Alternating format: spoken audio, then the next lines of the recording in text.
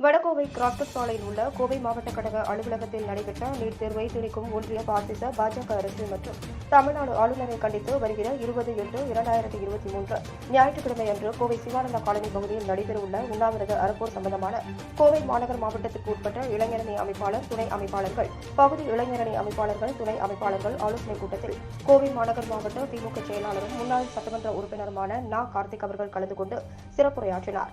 மாநகர் மாவட்ட துணை செயலாளர் கோட்டை அப்பாஸ் முன்னிலையில் மாநகர் மாவட்ட இளைஞரணி அமைப்பாளர் ரா. தனபால் தலைமையில் நடைபெற்ற இந்நிகழ்வில் மாநகர் மாவட்ட துணை அமைப்பாளர்கள் கே.பி. திருமலை ராஜா, லாரா பிரேம்தேவ், கோவை அருண், மணிகண்டன், இப்னு மசூத், பகுதி அமைப்பாளர்கள் துணை அமைப்பாளர்கள் கலந்து கொண்டனர்.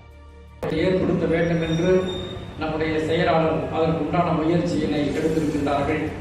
அந்த முயற்சியில் வலு சேர்க்கின்ற வகையில் ஒன்றிய பாசிச வெறி பிடித்த மதவெறி பிடித்த பாஜக அரசுக்கு ஒரு சம்மட்டியடி கொடுக்கக்கூடிய ஒரு போராட்டமாக இந்த போராட்டம் அமைய வேண்டும் என்று மாநகர் மாவட்ட கழகத்தின் சார்பில் நான் தெரிவித்துக் கொண்டு இந்த அறப்போராட்டத்திற்கு மாநகர் மாவட்ட கழகத்தின் சார்பில் அனைத்து மாவட்ட கழகத்தினுடைய நிர்வாகிகள், அதை போலவே பொதுக்குழு தலைமை செயல் உறுப்பினர்கள், அதை போலவே நம்முடைய பகுதி கழகத்தினுடைய செயலாளர்கள், வட்டக்கழகத்தினுடைய செயலாளர்கள் அனைவருமே இந்த போராட்டம் மாபெரும் வெற்றி பெறுவதற்குண்டான அனைத்து முயற்சிகளிலும் அவர்களையும் ஈடுபடுத்துவதற்குண்டான அனைத்து பணிகளையும் செய்து முழுமையான ஒத்துழைப்பு வழங்கப்படும் என்பதை இந்த நேரத்தில் அன்போடு தெரிவித்துக் கொண்டு